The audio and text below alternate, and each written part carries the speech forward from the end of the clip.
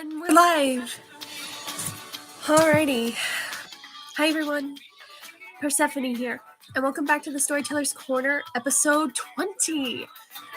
Now, sorry, let me turn this down just a little bit, that way you guys can hear me and it's not too loud. Anyway, hi everyone, Persephone here, and welcome back to the Storyteller's Corner, episode 20.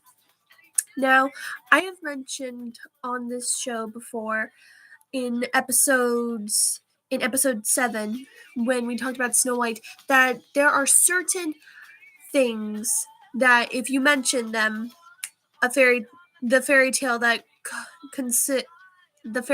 ties in to said item or name comes to mind instantly. For example, Hansel and Gretel, gingerbread house. Snow White, easy. Glass coffin, huntsman, magic mirror, poison apple. Those are to name 4. Goldilocks and the Three Bears. 3 bowls of porridge. Hi, Kira Kitsune, welcome. Today we're going to be going over a fairy tale that has its own iconic symbol. For another example of this would be the story of Cinderella. Stroke of midnight, costume ball, and glass slippers. Though in episode 6, when we read the Grimm's fairy tale of Cinderella, so Rapunzel like the Tangled series. Well, yes, but no. A little different. I will get to Tangled in a minute, but yeah. Cinderella, you immediately think of the glass slippers, but technically it was Disney who gave us the glass slippers. Because when we read the original fairy tale by the Brothers Grimm, which I have on hand right now, the slippers were gold. And in Fair, Brown, and Trembling, another adaptation of Cinderella, the slippers came in various colors. So the color and design of Cinderella's slippers can usually be up to debate, but that's another topic for another video.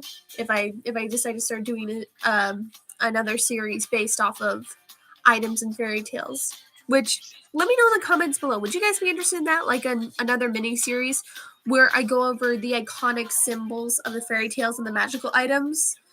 I don't know how that would go, aside from talking about them and their abilities and maybe what they could be used for. Like, let me know in the comments below, because variety is the spice of life for me, and I always like adding new things to my channel. And also, yeah, still got my red hair. So, yeah. Well, we'll see. I need to think of a title for that anyway. But, so yeah. All these fairy tales have their own iconic symbols, but what comes to mind when I mention the name Rapunzel? Does the image of a garden variety witch come to mind? Does a tall tower in the middle of the forest come to mind? Or perhaps the titular character herself, Rapunzel, with her long blonde hair of gold? And that brings up another thing. There are adaptations of fairy tales everywhere, because back then they were passed down orally by word of mouth. And word of mouth, things would change and alter. And something that has changed in some adaptations is Rapunzel's hair color. In some cases, she's blonde. In Tangled, so Ruby had Salem human form is mostly Rapunzel. Okay. I don't really know much of Ruby. I'm sorry. But yeah, in Tangled, Rapunzel is born blonde, but that is due to the flower that her mother consumed when she was pregnant with her. And when Rapunzel's hair is cut in the climax of Tangled, her hair is turned very dark brown, kind of similar to what my hair used to be like before I dyed it, which, don't worry, the dark chocolate brown hair will come back eventually. But for now, I'm quite happy with my red hair. But since I'm mentioning red hair, there have been so I still hear Mother Knows Best. Yeah, that's one way to associate with the story. But here's the thing: Rapunzel has had red hair before. The first ever depiction of Rapunzel having red hair was in the Rocky and Bullwinkle's side show, which was called Fractured Fairy Tales, in which Rapunzel was depicted as having long red orange hair that was really curly. Doing Kame's job, Japanese Rapunzel for a couple 63-inch hair. Huh. And there go my speakers. Because my speakers are terrible. Alright, you guys can still hear me, right? Anyway, but that was the first time Rapunzel was depicted as having red hair. Though the first time I ever saw Rapunzel with red hair was from reading the comic book Rapunzel's Revenge by Shannon and Dean Hale and illustrated by Nathan Hale, in which they depict Rapunzel not only in a Western setting, which I find extremely fascinating, but they also depict her as having red hair. And now, I discovered this book when I was in 5th and 6th grade. It was in the library, and I thought it was interesting. And not only did I find Rapunzel's Revenge, but later on down the line, I found its sequel, Calamity Jack, whose titular character is, you guessed it, Jack, specifically of the beanstalk variety. But that's another story for another day, and that's also another subject for another video, as there are many, many Jacks in the fairy tale community, not just of the beanstalk variety, just as there are quite a few Hans in the fairy tale community, and not just short for Hansel and Gretel, Gingerbread House. So, yeah. Now, what I find fascinating about Rapunzel is, for starters, Tangled. I saw Tangled roughly when I was just leaving grade school, and is my door open? Yeah, it's kind of ajar. I'm sorry, let me just shut that. That way you guys aren't hearing them. There we go. Prunella, Italy version of Rapunzel. Fun fact, Akira, actually, when I was on Amazon, as I am prone to do, going on Amazon to shop, not only for Christmas presents, considering the Christmas season is coming, but also to look at books, because I am always on the search for new fairy tales and fairy tales that I haven't read before. And I actually was able to come across a book that had the story of Rapunzel, but other versions of the Maiden in the Tower story. So that is fascinating, but anyway, I'm getting distracted. Getting back onto the subject of Rapunzel and hair color, while having depictions of Rapunzel as a redhead are somewhat sparse, there are a few versions where Rapunzel has dark brown hair, though those are few and far in between. For the most part, there go my speakers again, because my speakers hate me. But more often than not, if you look at any illustration in any picture book version of Rapunzel, you'll always find Rapunzel depicted as having long blonde hair. Now, why is that? Well, for starters, it could be just a fashion choice. I mean, back in a certain era of World War II, having blonde hair and blue eyes was seen as being the most pretty. And in Romanian folklore, I believe, having red hair and blue eyes is a sign that you might be a vampire or have vampiric qualities. I'd have to look that up on Wikipedia again. And why Disney remove the prince saving her in Tangled? Well, it's certainly complicated. As in this day and age, people want to remove the idea of the princess being a damsel in distress. That's definitely one idea. However, by removing the prince, there's also the removing of love, which love has its place in the world, as I've mentioned before. But here's the thing. Not all fairy tales involve the prince rescuing the princess. There are actually several stories where the princess or the titular female main character has to work to save and find her beloved. There are several, one of which involves a princess who is pregnant and is making a long, perilous journey to find her husband, who was taken away from her. All while she is having to take care of and nurse a child. So I hate my speakers, but yeah, that might be one reason. Anyway, getting off the subject, but why is Rapunzel always depicted as blonde? Well, it could be a preference. Funny still that Rapunzel hit blonde with prime. Yes, but for one, why is Rapunzel always blonde? It could just be a preference, and everyone is entitled to their own personal preferences. But there also could be some symbolism associated with the hair color.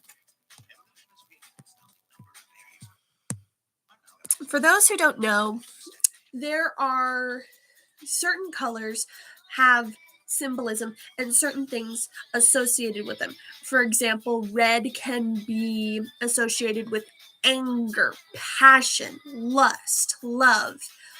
The color gold is associated with wealth, magic, love in some cases, wisdom, and it is also associated with sunlight and having a sort of divine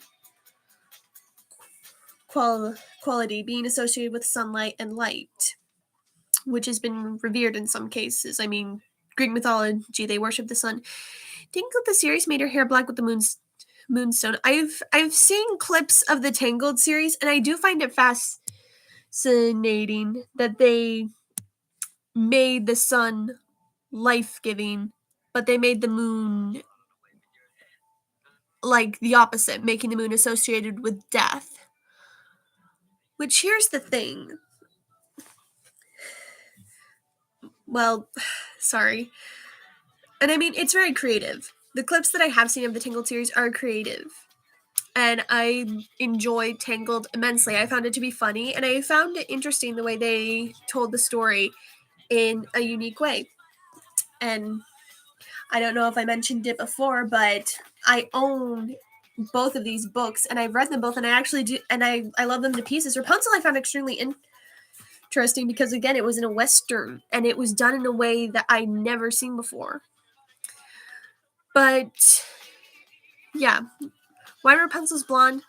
There could be some symbolism, and also it could be a preference. But I find it interesting, though, the symbolism of gold, and maybe that's why she's always depicted as blonde, because it is a symbol of light and love and goodness. I'm sorry, my speakers are so twitchy lately. I don't know why. Terribly sorry. Don't worry. I'll get to the story later, I promise. After this song, cross my heart. But yeah, Rapunzel has been depicted for the most part as blonde. And hey, we live in a day where urban fantasy exists, and if someone wanted to make Rapunzel a different hair color, they totally could. They could have her hair dyed purple. And depending on if the story is interesting and has effort put into it, I'm willing to read it. Like, I will give anything a shot within reason. And if I don't like it, then, well, I don't. But just because I don't like something doesn't mean everyone is forbidden from enjoying it. But, yes. So, once again, we will be looking at the Grimm's Brothers version of the story, as is the original, and it's also one that I have on hand. So, and I've mentioned before that these fairy tales are messed up, and how do even Pokemon description look like a Rapunzel in a tower? Huh. Interesting. But yeah. Rapunzel is certainly messed up in its own way. Actually, in quite a few ways.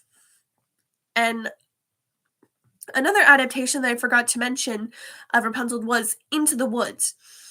Now, Into the Woods is a Disney film that I've discovered recently. Is there Rapunzel ASMR? There could be.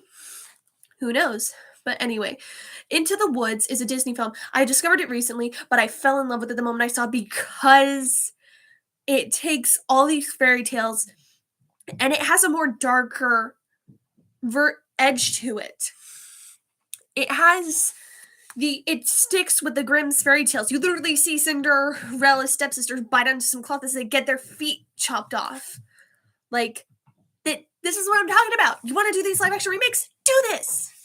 And it even ties in, and it includes the story of Rapunzel in Into the Woods, where the witch is the same one who had Rapunzel locked in the tower and has the massive garden, and it was also from her garden that the magic beans were stolen from, which I found that fascinating. But yeah, the original story by the Brothers Grimm is just as messed up, I promise.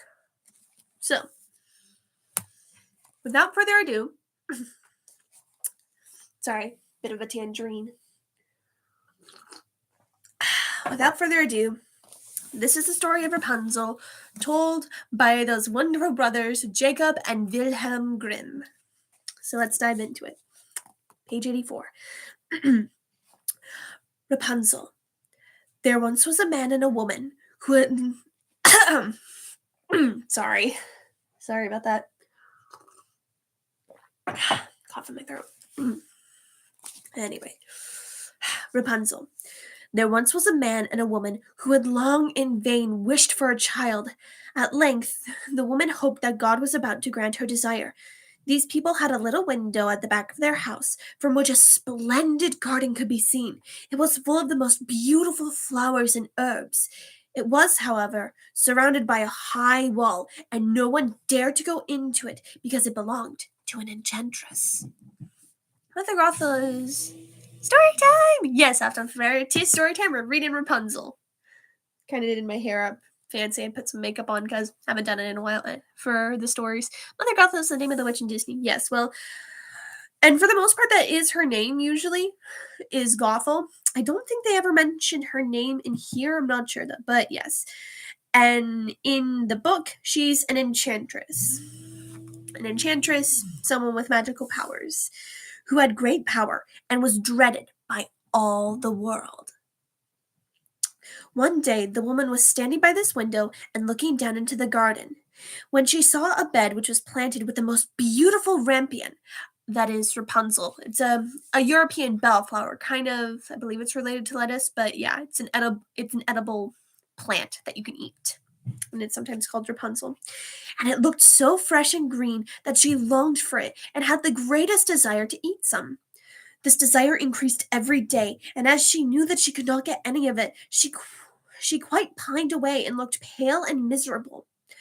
Then her husband was alarmed and asked, "What aileth thee, dear wife?" She replied, "If I can't get some of the rampion which is in the garden behind our house to eat, I shall die." The man, who loved her, thought, "Sooner than let thy wife die here, bring her some of the rampion thyself. Let it cost thee what it will." So, basically, pregnancy cravings on max. Basically, essentially what it is. Wanting rampion so much that if she doesn't get it, she'll die. I've never heard of that from other pregnancies that I've heard of. Like, if you don't eat the thing that you're craving, you'll die. But then again, I mean, my mom craved strawberries when she was pregnant with me, so as such, strawberries are my favorite fruit. Anyway, I digress. But yeah. So, good husband, though. This husband loves his wife, not going to let her die, so he's going to go over and grab some rampion. Cost it what it will. It's a good husband. Helping crave his wife's settle his wife's cravings. Anyway. In the twilight of the evening, he clambered down over the wall into the garden of the enchantress, hastily clutched a handful of rampion and took it to his wife. She at once made herself a salad of it and ate it with much relish. She, however, liked it so very much, that the next day she longed for it 3 times more than before. If he was to have any rest, her husband must once more descend into the garden. In the gloom of evening, therefore, he let himself down again, but when he had clambered down the wall, he was terribly afraid, for he saw the enchantress standing before him. "How canst thou dare," said she with an angry look, "to descend into my garden and steal my rampion like a thief? Thou shalt suffer for it." "Ah," answered he, "let mercy take the place of justice. I only made up my mind to do it out of necessity. My wife saw your rampion from the window and felt such a longing for it that she would have died if she had not gone to eat some of it." So, no flower from the sun. No, that was created by Disney. Got caught. Yeah, he did, but I mean, You gotta give him some credit. This man loves his wife and is trying to get her the rampion to satisfy her pregnancy cravings, because he also wants a child. It wasn't just her, the wife, who was wanting a baby. He wanted it too, so he's trying to help his wife. He got caught, but his heart was in the right place, dang it. So gotta give him an E for effort. Yeah, so no flower from the sun. Yeah, that was created by Disney. I find that creative, but in this, she just basically wants some greens. She craves a salad made from the European bellflower rampion, Rapunzel, which it is actually real. Look it up. It does exist, and you can eat it. So yeah. But yeah, place of love. So yeah, okay. Back to the story. Thou shalt suffer for it. Oh, would have died if she had not gone to me. Okay. Then the enchantress allowed her anger to be softened, and said to him, "If the case be as thou sayest, I will allow thee to take away with thee as much rampion as thou wilt. Only I make one condition. Thou must give me the child which thy wife will bring into the world. It will be well treated, and I will care for it like a mother." I'm not gonna lie, that's kind of a callback to fairies and fae, because fairies are known for kidnapping children and keeping them as their own, which I'm pretty sure I've gone over that in this series. If not, and you want me to go further in detail about these monsters and such, like let me know in the comments. I'm willing to do another live stream series. I just need the like a theme for something, context. All right, so so yeah, like a mother. I hope I'm not late. Not at all. We're just getting started into the story. So there is a name of a castle in the story, maybe. Fairy are weak with iron. Yeah, it's a weakness to them. Anyway, so okay, so it shall be well treated, and I will care for it like a mother. Yeah. The man in his terror consented to everything, and when the woman was brought to bed, the enchantress appeared at once, gave the child the name of Rapunzel, and took it away with her. Rapunzel grew into the most beautiful child beneath the sun. When she was 12 years old, the enchantress shut her in a tower which lay in a forest that had neither stairs nor door, and quite at the top was a little window. When the enchantress wanted to go in, she placed herself beneath it and cried, "Rapunzel, Rapunzel, let down thy hair to me." Rapunzel had magnificent long hair, fine as spun gold. And when she heard the voice of the enchantress, she unfastened her braided tresses, wound them around one of the hooks of the window above, and then let the hair fall 20 ells down. The enchantress climbed by it. After a year or two, it had come to pass that the king's son rode through the forest and went by the tower. The name Rapunzel is the girl's name, meaning rampious, lamb's lettuce. Exactly. You are very smart, Akira. Let me get another drink of my tea, my mint tea. Everybody's got the greens. Mint tea, green shirts, rampion. Let's see. So, King's son passes by the tower. Then he heard a song, which was so charming that he stood still and listened. This Rapunzel, who in her solitude passed her time in letting her sweet voice resound. The king's son wanted to climb up to her and looked for the door of the tower, but none was to be found. He rode home, but the singing had so deeply touched his heart that every day he went out into the forest and listened to it. Once, when he was thus standing behind a tree, he saw that an enchantress came there, and heard how she cried, "Rapunzel, Rapunzel, let down thy hair." Then Rapunzel let down the braids of her hair, and the enchantress climbed up to her. "If that is the ladder by which one mounts, I will for once try my fortune," said he, and the next day when it began to grow dark, he went to the tower and cried, "Rapunzel, Rapunzel, let down thy hair." Immediately the hair fell down, and the king's son climbed up. At first, Rapunzel was terribly frightened when a man such as her eyes had never yet beheld came to her. But the king's son began to talk to her quite like a friend, and told her that his heart had been so stirred that it had let him have no rest, and he had been forced to see her. Then Rapunzel lost her fear, and when he asked her if he would take him for her husband, and she saw that he was young and handsome, she thought, "He will love me more than old Dame Gothel does." And she said yes. Oh, so they actually do mention her name as Gothel in here. My mistake. I thought they didn't, but they do. So, hurrah. Context. Anywho, and she said yes, and laid her hand in his. She said, I will willingly go away with thee, but I do not know how to get down. Bring with thee a skein of silk every time that thou comest, and I will weave a ladder with it. And when that is ready, I will descend, and thou wilt take me on thy horse. They agreed that until that time came, he should come to her every evening, for the old woman came by day. The enchantress remarked nothing of this, until once Rapunzel said to her, how Rapunzel could resist by someone claiming her hair like all the hair pulling. She probably has a very strong scalp, high pain tolerance, or Mother Gothel combs a potion or something into her hair so that way she doesn't feel the pain of hair pulling. Because, yeah, as someone who does have long hair, if I don't tie it into a ponytail or if I'm not careful, it gets pulled, and the pull pain is real. It's unpleasant. It's one of the downfalls of having long hair, but I like having long hair, so you know what? That and also brushing, like getting the tangles out. Unpleasant, but worth it. Worth it to have silky long hair. Anywho, so we have a ladder of it.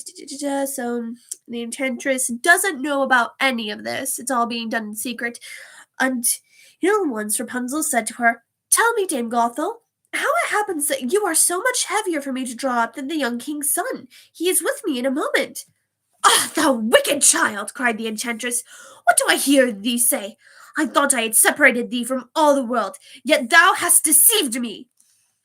In her anger, she clutched Rapunzel's beautiful tresses, wrapped them twice round her left hand, seized a pair of scissors with the right, and snip, snap, they were cut off, and the lovely braids lay to the ground. And she was so pitiless that she took poor Rapunzel into a desert, where she had to live in great grief and misery.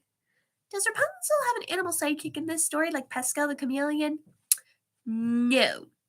But she does get kids out of the deal.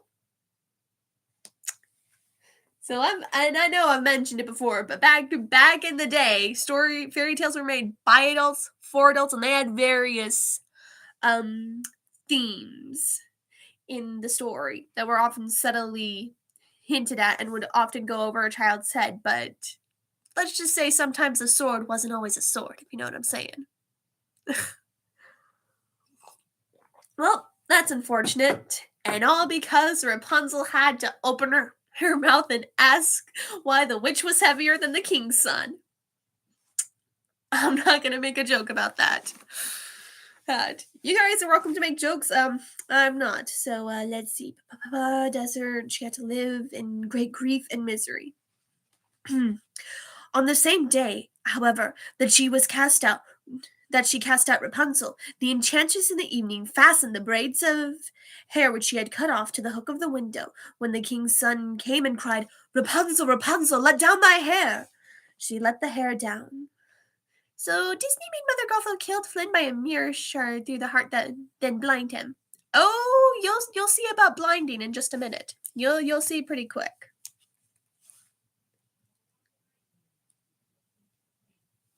Sorry.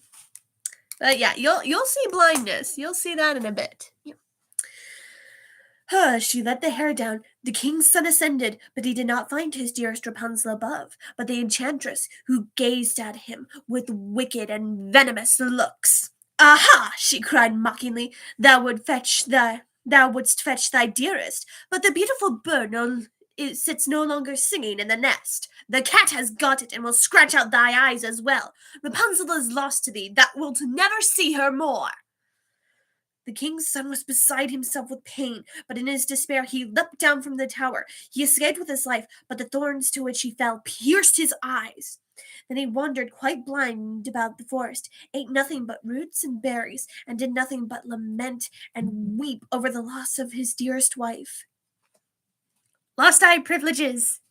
Yeah. So he is so upset at the loss of his beloved Rapunzel that he throws himself out of the tower window. He escapes with his life, but he loses his eye privileges because the thorns pierce his eyes. Charming. I mean, it's not as bad as, getting hung in a tree, or, getting pursued by assassins, or having your hand bit off by a puppet. But that is still pretty messed up if you think about it. So, you know. So, dearest wife.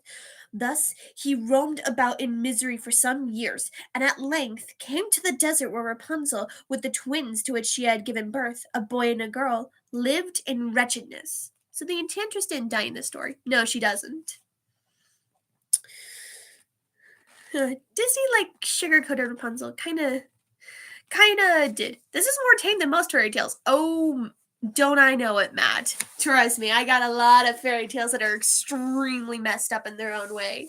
One of which involves a thief. And that's all I'm going to say. But I will say this.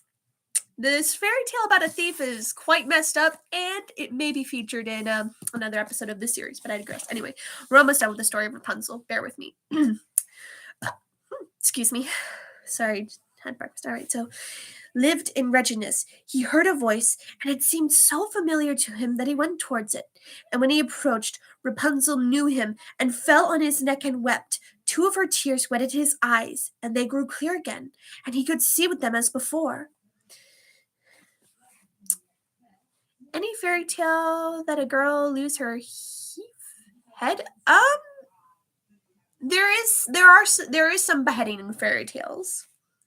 Let me just finish Rapunzel. So the 2 tears wetted his eyes, and they grew clear again, and he could see with them as before. He led her to his kingdom, where he was joyfully received, and they lived for a long time afterwards, happy and contented. And that is the story of Rapunzel, as told by the Brothers Grimm. As soon as I'm able to, though, when I get the chance, I do plan on getting the book involving the story of Rapunzel, as well as the other fairy tales that involve women in towers, because I find that fascinating. And I do want to learn more about these fairy tales. And if I have more fairy tales, then I have more content to give you guys. Because you guys seem to like it when I read these fairy tales. I just need to stretch. But, yeah, there are some beheadings that happen in fairy tales. I actually do happen to have one of those fairy tales where, in order to undo the curse, the cursed character has to get their head cut off. So, there are some fairy tales where beheadings are involved. There is a fairy tale in particular where a girl loses her hands. And I've, in fact, gone over one of them. It's called The Snake. It's an Italian fairy tale. But in that story, the youngest character, who is given these gifts, where every time she weeps pearls. When she laughs, pomegranate seeds fall out of her mouth. And when she washes her hand, she can fill a basin full of fish. And her eyes are gouged out, similar to the prince in Rapunzel. But she also gets her hands chopped off. So, there's a lot of messed up things in fairy tales. And yeah, Rapunzel's a little tame. I mean, there's no feet mutilation or getting tongues cut out like in The Little Mermaid, but, they're still messed up. I find that, though, in fairy tales, it's usually a degree. There's usually, a degree of how messed up these fairy tales are. The Goose Girl is a German fairy tale collected by the Brothers Grimm. Yes, it is. And I think it's actually in this copy that I got. Let's see. Golden Key, Beggar Woman, Robber Bridegroom. Ooh. Robber Bridegroom. Well. That's another story for another day. Got a favorite morbid fairy tale? It's kind of hard to say because they're all so morbid in their own way. And I love that so much. But, Robber Bridegroom. That'll be something for another story. So, let's see. I believe the Goose Girl is in here. Just need to find it. And if it's not in here, well, I can find it elsewhere. Because I do got other stories, so. Hansel and Gretel, 6 Swans, 7 Ravens, Clever Elsie, Devil's City Brother, Grave Mound. Huh.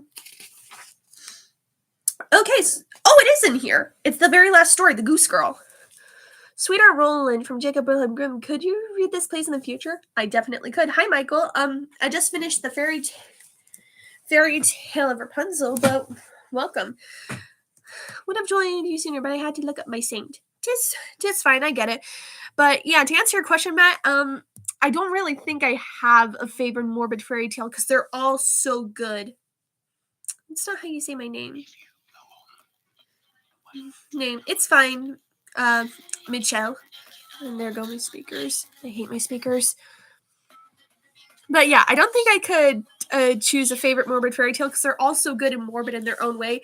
If you had to bench press me and like force an answer out of me, like it's like either tell us your favorite fairy tale or you're gonna dance a pair of red hot iron slippers. If I had to choose one favorite, I'd have to say I kind of really like the Robber's Bridegroom, but then I also like the Three Ravens, the Six Swans.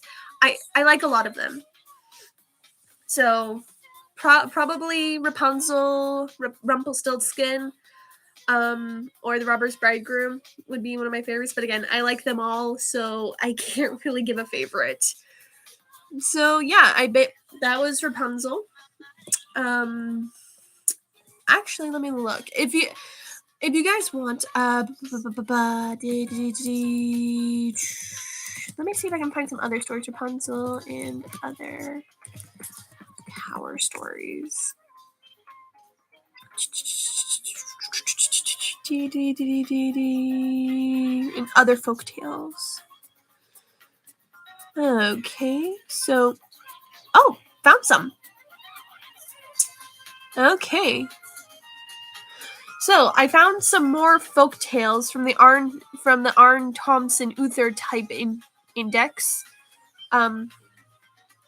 So if you guys wanted to, I could read some more adaptations of the Rapunzel fairy tale, like maybe 2 or 3 more. Only if I got 3 yeses though in there, like for a vote, because I mean I did it in Cinderella and Snow White. I think I read a few versions of Snow White, and I did read a few other versions of Cinderella. So, if you guys want me to, I can read more, I can read some adaptations of Rapunzel if you want me to, because I know you missed the story, Mitchell.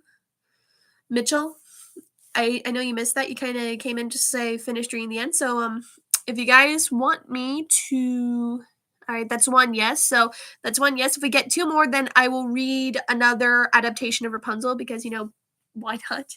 If you want to. I'd have to say my favorite best of fairy tales, Pinocchio. My sister and I enjoy fearing the wooden demon child. Also, sure, it's cool seeing other adaptations.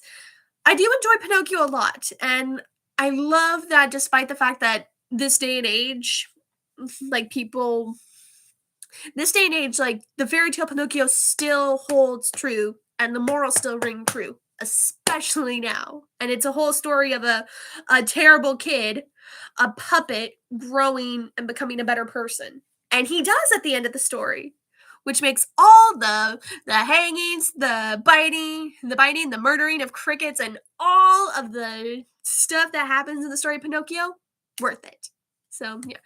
All right. So if you want to, I totally don't mind. I'm down for it. I have today off. I have tomorrow off. Which, speaking of tomorrow, keep your eyes out because I am going to see about publishing a video tomorrow for Thanksgiving. The ASMR has nothing to do with Thanksgiving, but it'll be fun anyway. And besides, I'm excited. I think you guys are gonna like the concept of this ASMR that I got in store for you. So yeah, that's 2 yeses. Do I hear one more yes for another? Oh, yeah, technically 2 yeses. Okay, or 3. I'm sorry. So yeah, so I looked up the contents. There are let's see, 1, 2, 3, 4, 5, 6. All right, there are 7 versions. There's parsley or petrosinella, which is Italy. The fairy and Angiola, Italy. Prunella is Italy. Persinet is from France, and Parcellette is from France. Blonde Beauty is from France, and Juan and Clotilde is from the Philippines. So whichever version you want me to read, I will read to you. So just let me know. And whichever one whichever one gets 3 votes wins. Well, we get votes. I turn on this and I eat the remainder of my tangerine. Hmm. Hmm. Hmm. So yeah, and if I don't get any votes after this song is done, then I will just pick at random. Just letting you know.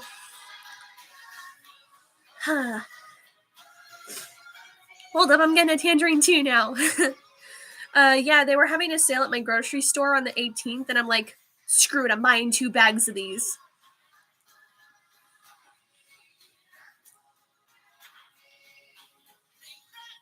The only downside, I'm down to my last bag and I'm almost out.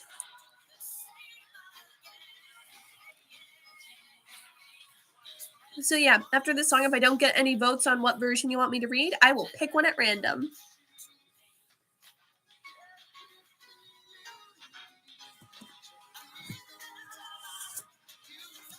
And then again, if you guys are ever able to, you can find Rapunzel's Revenge and Calamity Jack on Amazon. I highly recommend them. They're amazing.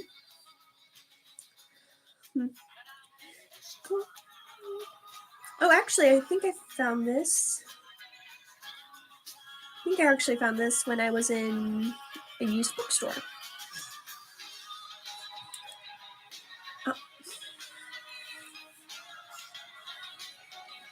It's really hard to pick which adaptation. Well, again, I will just pick at random if I don't get any votes, and if you want another story, I can read another version to you. And while I won't spoil the entire story for you, I will show you some of the art because I love this art. I really ought to start using this for drawing references because it's so good. Now let's see. Ooh.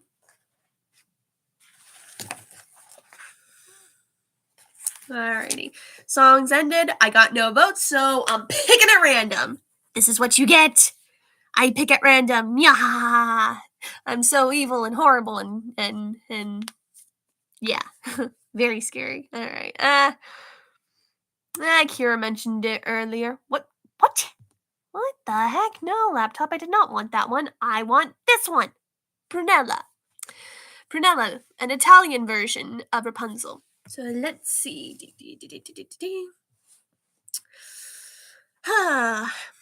Prunella from Italy. There was once upon a time a woman who had an only daughter. When the child was about 7 years old, she used to pass every day on her way to school an orchard where there was a wild plum tree with delicious ripe plums hanging from the branches. Each morning, the child would pick one and put it into her pocket to eat at school. For this reason, she was called Prunella. Now the orchard belonged to a witch. One day, the witch noticed the child gathering a plum as she passed along the road. Prunella did it quite innocently, not knowing that she was doing wrong in taking the fruit that hung close to the roadside. But the witch was furious. The next day, she hid herself behind the hedge, and when Prunella came past and put out her hand to pluck the fruit, she jumped out and seized her by the arm. "Ah, you little thief!" she exclaimed. "I have caught you at last! Now you will have to pay for your misdeeds!" The poor child, half dead with fright, implored the old woman to forgive her, assuring her that she did not know she had done wrong, and promising never to do it again.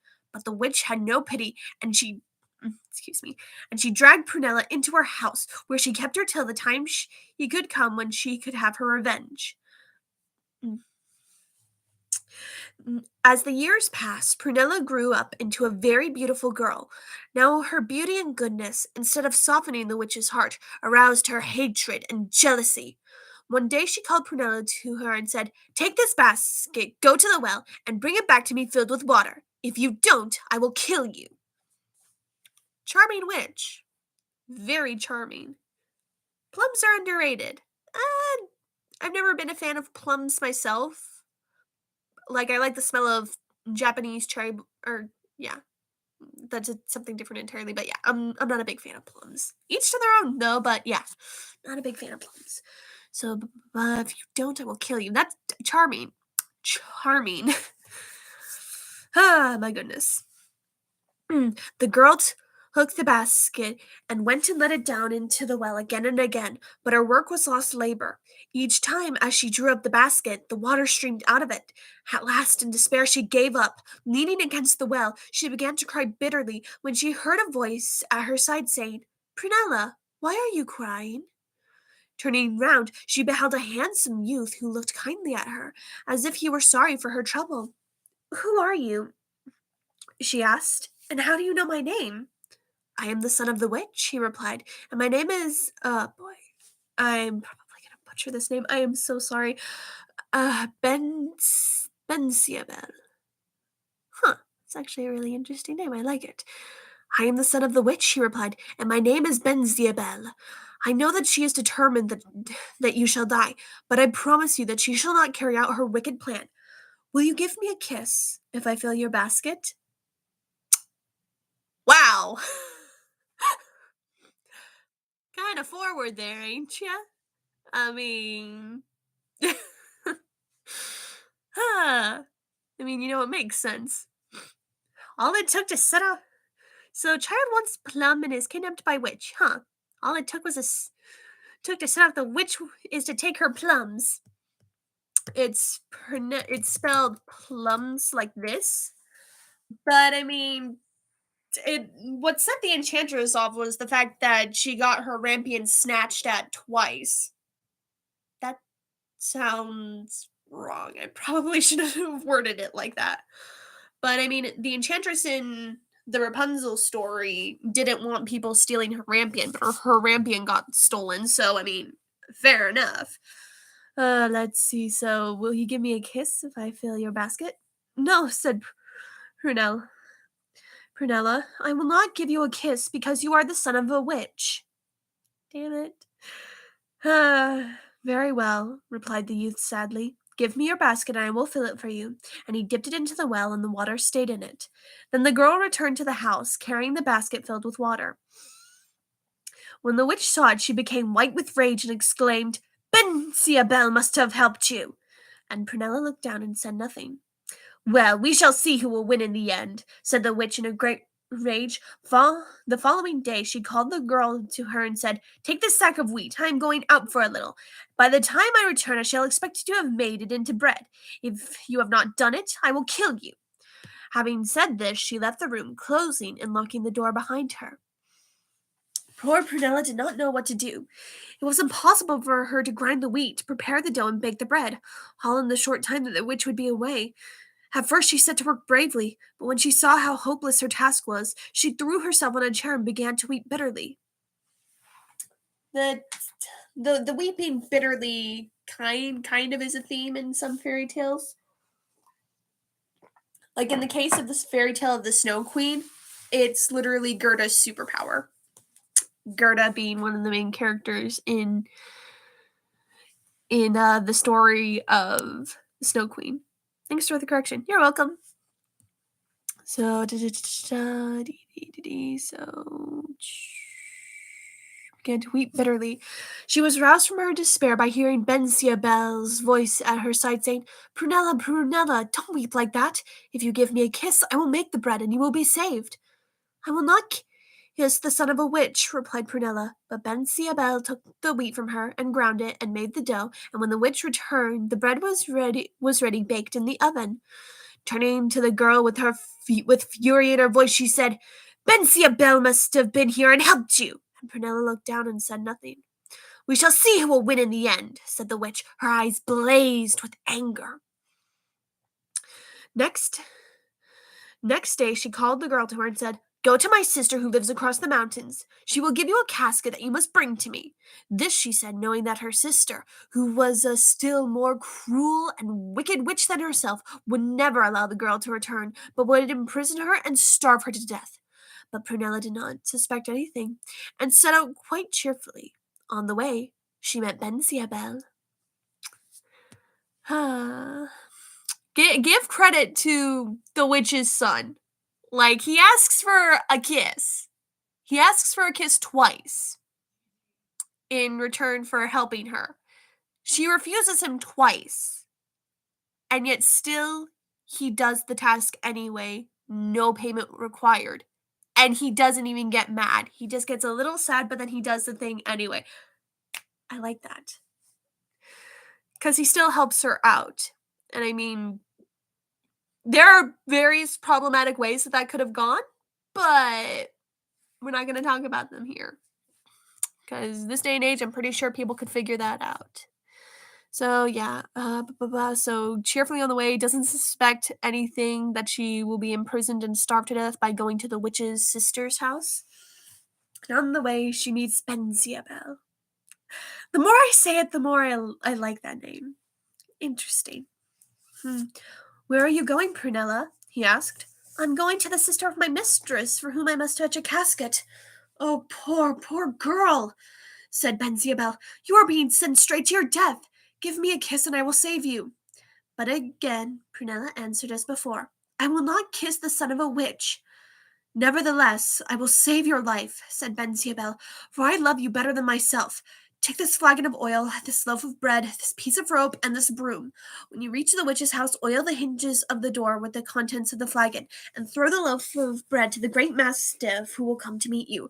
When you have passed the dog, you will see in the courtyard a miserable woman trying in vain to let down a bucket into the well with her plaited hair. You must give her the rope. In the kitchen, you will find still a more miserable woman trying to clean the hearth with her tongue. To her you must give the broom. You will see the casket on top of the cupboard. Take it as quickly as you can and leave the house without a moment's delay. If you do all this exactly as I have told you, you will not be killed. Benziabel is my favorite character in this story. Case closed. I will fight someone if they say that Benziabel is not a good character, because Benziabel is best boy. We stand this witch's son. Damn. I'm sorry. Benziabel is my favorite character now. I'll fight you. Alright, so So Prunella, having listened carefully to his instructions, did just what he had told her. She reached the house, oiled the hinges of the door, threw the loaf to the dog, gave the poor woman the well at the rope, and the woman in the kitchen the broom, caught up the casket from the top of the cupboard, and fled with it out of the house. But the witch heard her as she ran away, and rushing to the window, she called out to the woman in the kitchen, "Kill that thief, I tell you!" But the woman replied, "I will not kill her, for she has given me a broom, whereas you forced me to clean the hearth with my tongue." Then the witch called out in fury to the woman at the well, "Take the girl, I tell you, and fling her into the water and drown her." But the woman answered, "No, I will not drown her, for she gave me this rope, whereas you forced me to use my hair to let down the bucket to draw water." Then the witch shouted to the dog to seize the girl and hold her fast, but the dog answered, "No, I will not seize her, for she gave me a loaf of bread, whereas you let me starve with hunger." The witch was so angry that she nearly choked, as she called out, "Door, bang upon her and keep her a prisoner!" But the door answered, "I won't, for she has oiled my hinges, so that they move quite easily, whereas you left them all rough and rusty."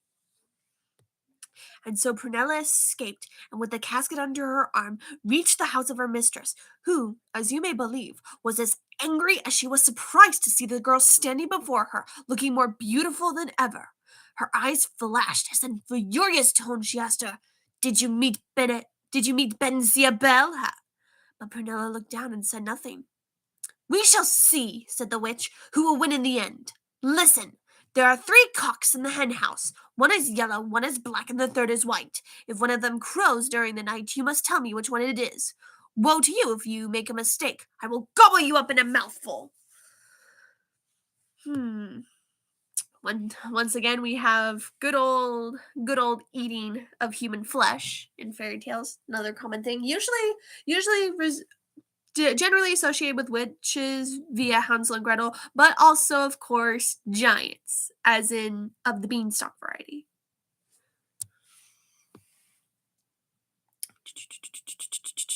So yeah, which for reference, when the witch says in cocks in the hen house, it's basically a rooster. 3 roosters, one's yellow, one's black, third's white.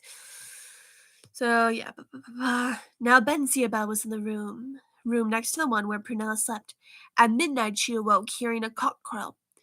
"Which one was that?" had shouted the witch. Then, trembling, Prunella knocked on the wall and whispered, Bensiabel, Bensiabel, tell me, which crow cocked? Will you give me a kiss if I tell you? He whispered back through the wall. But she answered, No. Then he whispered back to her, Nevertheless, I will tell you. It was the yellow cock that crowed. The witch, who had noticed the delay in Prunella's answer, approached the door, calling angrily, Answer at once, or I will kill you! So Prunella answered, It's the yellow crow that crowed. The yellow cock that crowed. And the witch stamped her foot and gnashed her teeth. Soon after, another cock crowed. Tell me now which one it is, called the witch.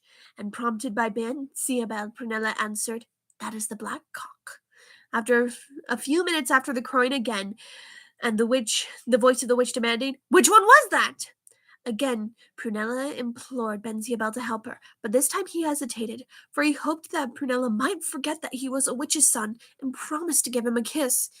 And as he hesitated, he heard an agonized cry from the girl. Bensiabel, save me! The witch is coming! She is close to me! I hear the gnashing of her teeth! With a bound, Bensiabel opened his door and flung himself against the witch. He pulled her back with such force that she stumbled, and falling headlong, dropped down dead at the foot of the stairs. Then at last, Prunella was touched by Bensiabel's goodness and kindness to her, and she became his wife, and they lived happily ever after. And that is the end of the story. And according to cannibalism, gonna check that off the fairy tale bingo. You never question anything in fairy tales, lol. Gotta love those talking doors. Yep, and the talking dogs. Always gotta have talking animals. But it says that according to the page that I was on, it says it was in the Gray Fairy book, and I have the entire collection of the Andrew Lang fairy tale book collection, including the Gray Fairy Tale book. It consists of 12 books total. So let's see if Prunella is in here. I think it is, because I've read through them. Ooh, Death by Stairs. Also checking that in fairy tale bingo. Mental note. Now you mention it, Matt. Now I just gotta make a fairy tale bingo card. Since I made a Monster Lovers bingo card, I got to make a fairy tale bingo card. But let's see, is Prunella in here? Let's see, contents, donkey skin, goblin pony, goat faced girl, Bambino, the bear, the simpleton. Oh, it is in here. It's the very last story. Oh my goodness. But yeah, and that is the story of Prunella. But I find it fascinating that you have the witch's son, and rather than being an antagonist, he helps the protagonist, and he does this even though she doesn't give him the kisses he was after. Like, he still helps her, and just, he's my favorite character. It's like, I love you more than myself, and like, here, I will help save you. Excuse me, did you say Goblin Pony? That sounds awesome. Yeah, let's see. It is the second story in the Gray Fairy book, The Goblin Pony. It's right after Donkey Skin. So maybe that will be another story down the line to read. My God just wanted a kiss. Yeah, which I like that. He never raises the price on his help, despite the fact that he helps her, even though she doesn't give him the kiss. He always just wants one kiss in exchange for his help. But again, despite that he doesn't get the kisses, he still helps her, and I love that. Bensiabel is my favorite character. It's like, we stand the witch boy. We stand the witch boy. He's best boy. I will fight anyone on that. So, yeah. So that was another version of Rapunzel. And I can read another one to you guys if you want to. There's a Filipino version called, let me scroll back up, Juan and Clotilde. There's Blonde Beauty and Parisinet, Blonde Beauty. And then there's Parsley, which is another Italian version. So if you guys want me to do another another version, like, let me know. But yeah, so far I don't think any of the versions will be able to top Bensiabel. I like Bensiabel. He's a good boy. And speaking of, I forgot to mention this in the commentary earlier. It slipped my mind. But Rapunzel is mentioned in various adaptations. In the Tenth Kingdom, especially, her name is mentioned, and she is also referenced in the story of the Tenth Kingdom when Virginia's hair grows so long and Wolf has to climb it. Now, what I love about the Tenth Kingdom is a very epic fantasy saga. It's a miniseries consisting of 3 DVDs.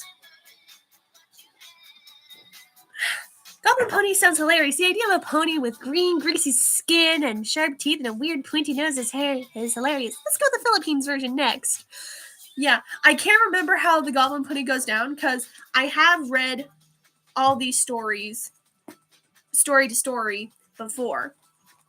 I like having them in my book bag to read whenever I'm at work. And I'm currently reading the very last story in the collection, which is the Lilac Fairy book. Oh, excuse me. My brothers. Leave it to the child to blare loud, annoying music. I forgot all the stories. I try to, and also often, I'm not Avery anymore. I'm Persephone now. Avery Young is my dead name. I did a live stream explaining why, but the long story short is, me and Proxy broke up. Well, it was a potential breakup October 23rd, and then on Halloween, I found out that he replaced me, and he got a new boyfriend. Oh, heck, sorry. Yeah, I made a big live stream explaining, it's like, I go by Persephone now because I'm moving on, and I don't want to feel like I am in his shadow or associated with him in any way. I am putting the past behind me. Oh, heck, sorry, that's my bad. It's fine, but yeah, I just go by Persephone now, which is fitting. My hair is a dark pomegranate wine, and Persephone does have some mean to me. So, Matt suggested the Philippine version of Rapunzel. Any objections?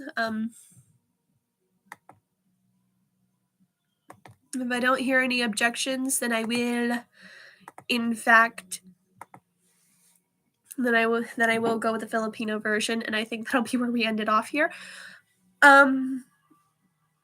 But yeah, what I mentioned before, the 10th Kingdom, Rapunzel is mentioned before, and she's also referenced in the story. But we get a description of the kingdoms. Like if you go on the wiki page of the 10th Kingdom wiki, or you have the DVDs, you can go to the bonus features, and they do a bio of all the 9 kingdoms. The 10th Kingdom, of course, being the real world, as it was declared by the 3 trolls, Burley, Blabberwort, and Bluebell, all children of the Troll King of the 3rd Kingdom. Now, Rapunzel is mentioned in the 6th Kingdom. As I mentioned before, excluding her own, there are 9 kingdoms total. And the 6th Kingdom is described as this. The 6th Kingdom was once ruled by Queen Rapunzel.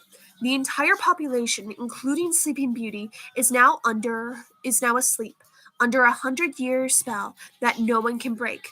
The kingdom is surrounded by a giant thorn wall. Spells, magic traps, and puzzles deter all but the most clever of travelers from entering. Its official color is pink. That is quite fascinating, if I do say so myself. And it would also make for an awesome addition to your D&D campaign. So there you go. But yeah, I find it fascinating that they actually dove into these kingdoms. And I could mention all of them, but I think I'll save that for another episode. Like for every episode that ties in with the kingdom, I'll reference the kingdom. But there you go. So, yeah. No objections, so we are going to go to the Filipino version of Rapunzel. So let's do this.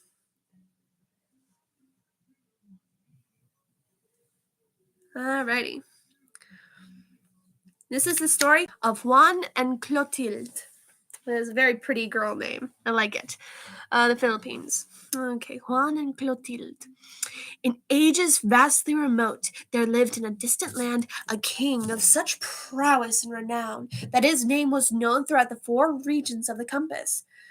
His name was, and I'm probably gonna butcher this, boy, Ludovico. Ludovico. Ludovico. Oh my gosh, that rolls off the tongue. Wow. Okay. His name was Ludovico. His power was increased twofold by his attachment to an aged magician to whom he was tied by strong bonds of friendship. That's always good. That's always good. Friendship is a good thing to have, especially this day and age. Ludovico had an extremely lovely daughter by the name of Clotilde. Ever since his arrival at the palace, the magician had been passionately in love with her, but his extreme old age and his somewhat haughty bearing were obstacles in his path to success.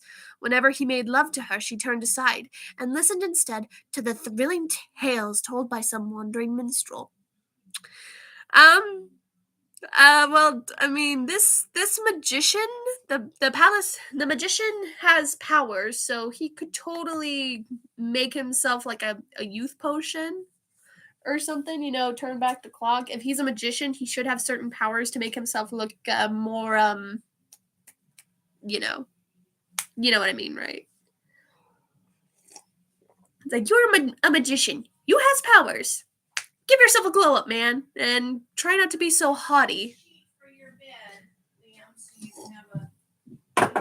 Magician wants to stay true to himself.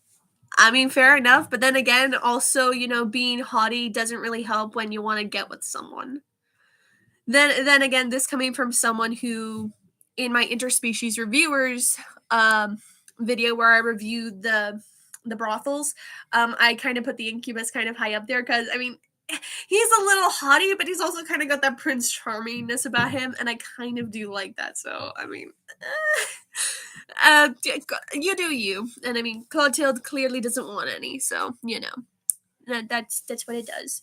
The magician finally succumbed to the infirmities of old age. His life made more burdensome by his repeated disappointments. He left to the king 3 enchanted winged horses, to the princess 2 magic necklaces of exactly the same appearance, of inimitable workmanship, and of priceless worth. Nor did the magician fail to wreak vengeance on the cause of his death. Before he expired, he locked Clotilde and the 3 magic horses in a high tower, inaccessible to any human being. She was to remain in this enchanted prison until some man succeeded in setting her free. Well, now that's just being spiteful. I mean, she wasn't interested in you, and so before you die, you go and lock her and the 3 magic horses in a tower? That's being petty. Jeez. Why? Why you do that? I mean, he left her 2 necklaces, but still, man, that's kind of a dick move. Why? Why you do that? Anyway, so yeah. Remain in this enchanted prison until some man can succeed in setting her free. I still think that's petty. Naturally, King Ludovico wanted to see his daughter before the hour of his death, which was fast approaching. He offered large sums of money together with his crown in Clotilde's hand to anybody who could set her free. Hundreds of princes tried, but in vain. The stone walls of the tower were of such a height that very few birds even could fly over them. But a deliverer now rose from obscurity and came into prominence. This man was an uneducated but persevering peasant named Juan. He possessed a graceful form, Herculean frame, good heart, and unrivaled ingenuity. His 2 learned brothers tried to scale the walls of the tower, but fared no better than the others. Okay, Juan seems like one of the good beans. Right up there with Benziabel. He got a good heart, graceful form, Herculean frame, and unrivaled ingenuity. That seems like a good combination. I would. The man had 3 magic horses? I want 3 magic horses! Hey man. I want a variant. There are quite a few fairy tale items which I'd love to have. Like a magic mirror for starters. Or So, but be honest though, Matt, what would you do with 3 magic horses that could fly? What would you do with those horses? Tell me. I want to know. Anyway, so no better than the others. At last, Juan's turn came. His parents and his older brother expostulated with him not to go. And for those who don't know, let me just get to the dictionary.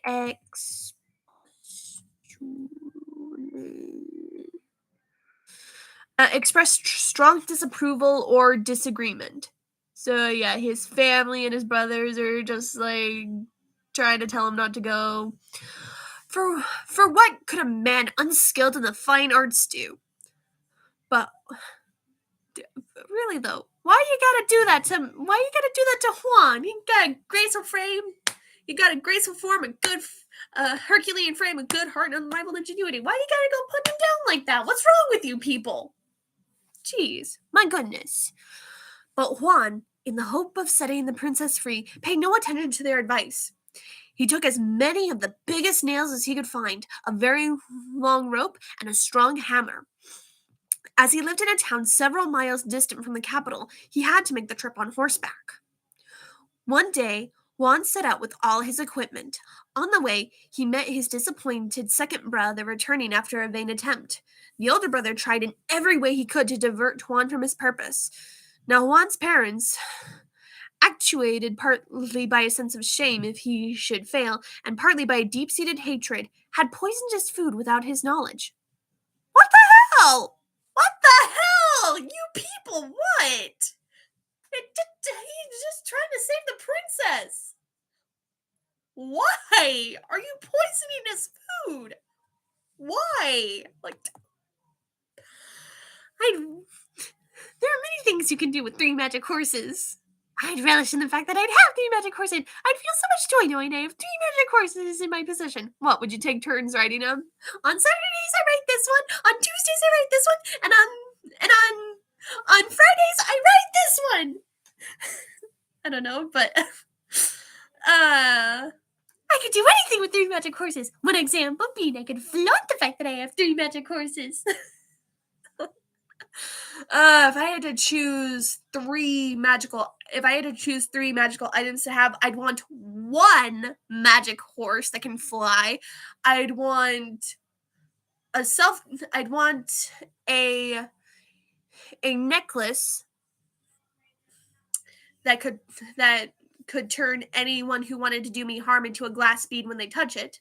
That's actually a reference to another fairy tale that I plan to read down the line called The Necklace of Princess Fiorimont. And the 3rd magic item I'd want to have... I'd want an enchanted quill, aka a fancy pen, that I write anything on parchment and it happens. Those are the 3 items I'd want. Just one magic horse is enough for me. That's cool and all, but what would you have to... But what would you have 2 other magic horses? I don't think so. No, I just need 1 magic horse. I don't need 3. 3 magical horses seems like a bit much. Like having a large indoor swimming pool is a bit much. Or having a bathtub that's the equivalent of a swimming pool. That seems like a bit much. Anyway, magic horses, my goodness. Still though, what the fuck? His parents are poisoning his food. In shame that he should fail. He might not. This boy has got a graceful form, Herculean frame, good heart, and unrivaled ingenuity. What the fuck is wrong with his parents? My gosh. Oh boy, I'm sorry. Okay. Woo! Alrighty, so poison his food without his knowledge. Girl, his parents. When he felt hungry, he suspected them of some evil intention. So before eating, he gave his horse some of his provisions. The poor creature died on the road amidst terrible sufferings, and Juan was obliged to finish the journey on foot. Damn it! See that why you gotta go poisoning your son's food? My gosh. Hey, when he arrived at the foot of the tower, he drove a nail into the wall.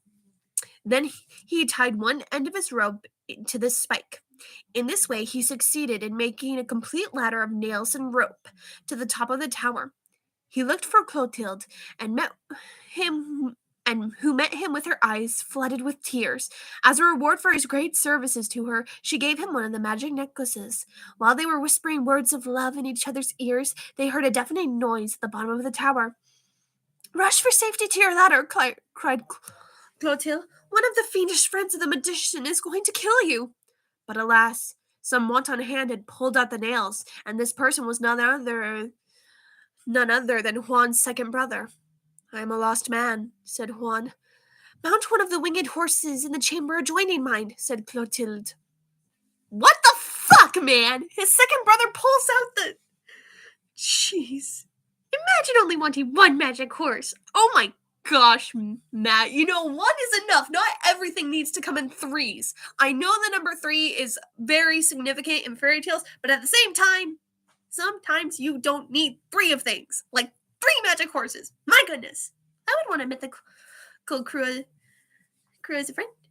Mythical creature as a friend. I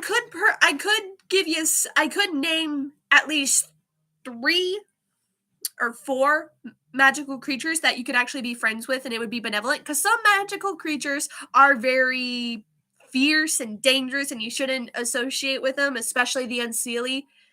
The unseelie being members of the fairy court, and the seelie are good to an extent. The unseelie hunt humans for sport. The only good human is a dead one.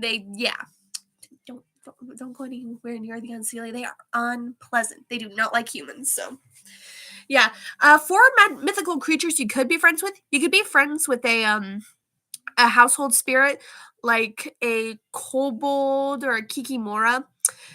And basically all you have to do is just like leave food or something for them in return, and they'll do your household chores for you. So those are 2. A third one, any talking animal, provided you're decent to it. So a talking animal. And fourth, you could be friends with a fairy, but you gotta be careful. You could be friends with 3 magic horses. Oh my gosh, Matt. Fairy tale mentions one thing, and that is all you fixate on is the magic horses. My goodness, Matt. I love the enthusiasm, but geez, good point. Magic horses. Oh my gosh. This is what I get for reading fairy tales. Everyone fixating on magic horses. Still though, I'm so pissed off. What the hell?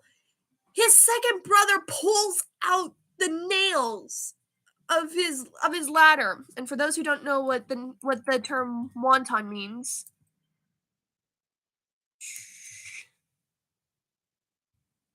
wonton definition is of a cruel or violent action, deliberate or unprovoked. That's one version. But yeah, seriously, why? Why his brothers do this to him? What the heck? So yeah, Clotilde tells them, "Mount one of the winged horses in the chambers adjoining mine." So Juan got on one of the animals without knowing where to go. The horse flew from the tower with such a velocity that Juan had to close his eyes. His breath was almost taken away. In a few seconds, however, he was landed in a country entirely strange to his eyes. After long years of struggle with poverty and starvation, Juan was at last able to make his way back to his native country. He went to live in a town just outside the walls of the capital. A rich old man named, and I'm gonna probably butcher this name again, Telesforo. My goodness, these names roll off your tongue. My goodness. Wow. A rich old man named Telesforo hired him to work on his farm. Juan's excellent service and irreproachable conduct won the goodwill of his master, who adopted him as his son. Please be better than his birth parents. His birth parents are terrible. They poisoned his food, and his brother fucked up his chances with Clotilde. My goodness.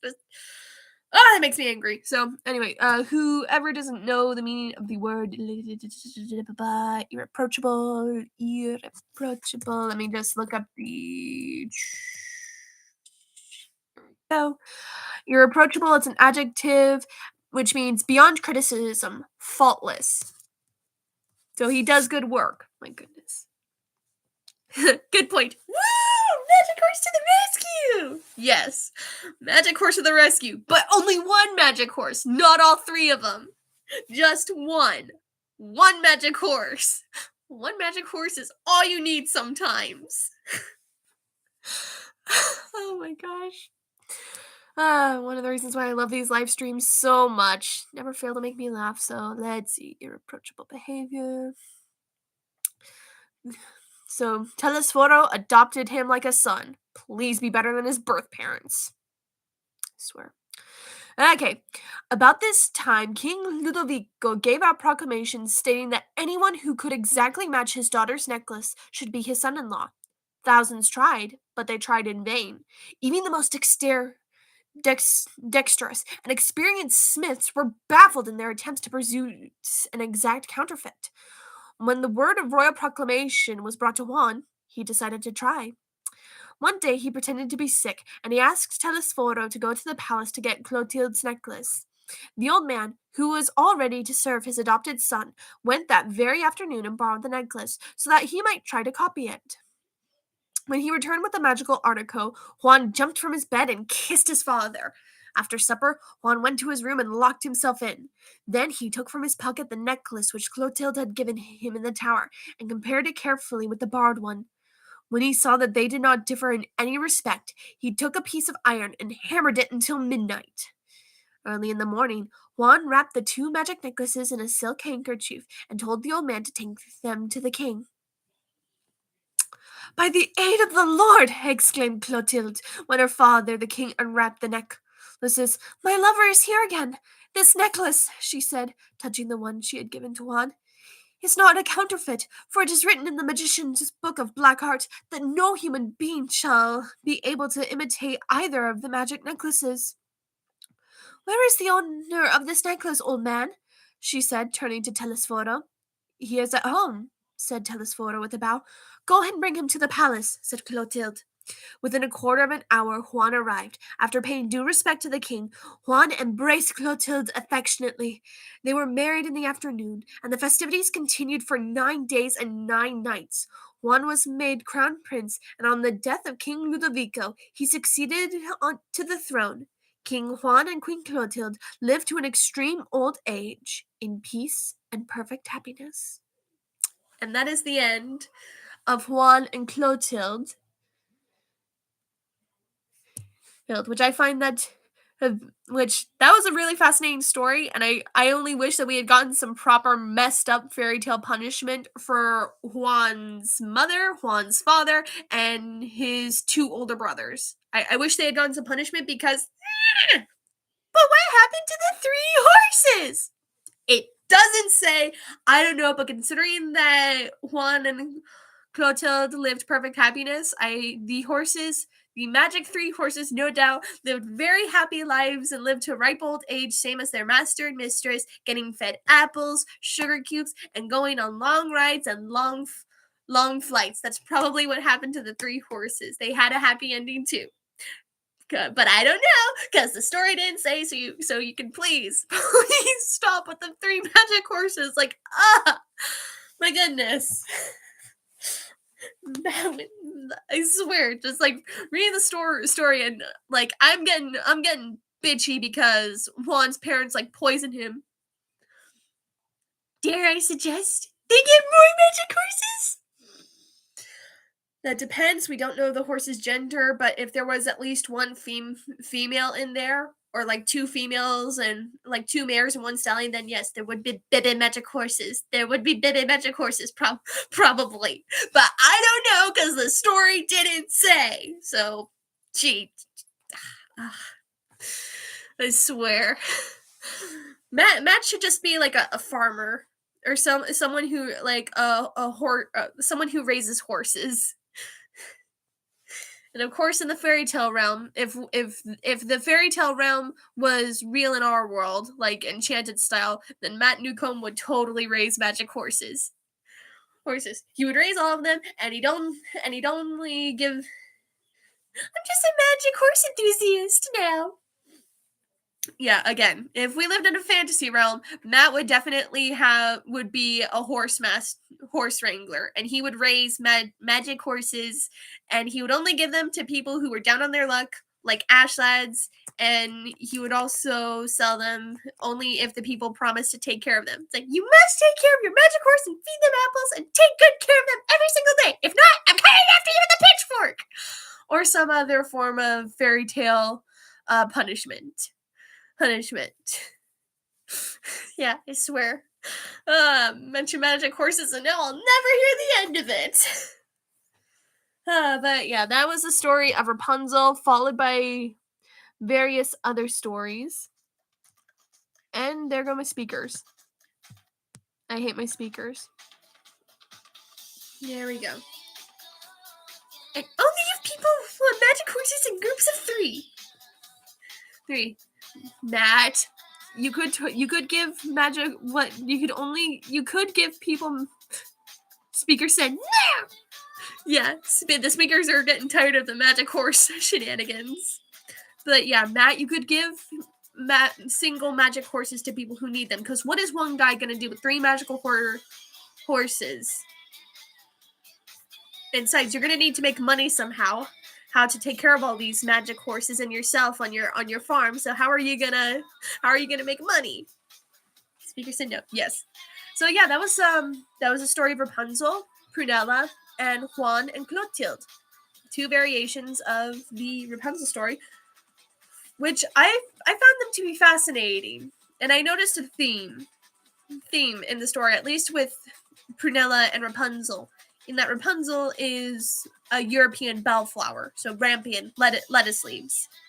But Prunella off of plums. Interesting? Yes. Coincidence? Maybe. Because Rapunzel was done by the Brothers Grimm, Prunella, Italian. Did they mention the author? I think they did. Not Trap. Is this it? Oh, whoops.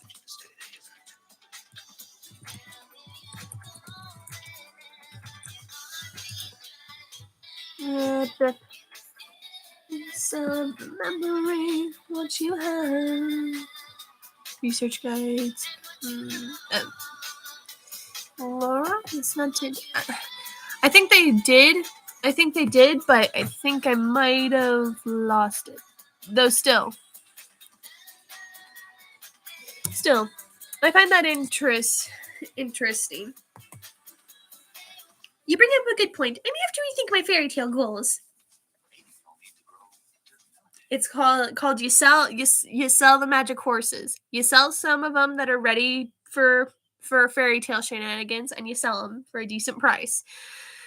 But yeah, okay, I gotta end this before, I swear, if I hear one more magic horse, my mind is probably gonna explode, and you guys don't need to see blood and guts and viscera all over the place from my head exploding, so, yeah, no. Sorry. But yeah. Magic horse. That, I'm warning you, so help me, I will Matt! Yes.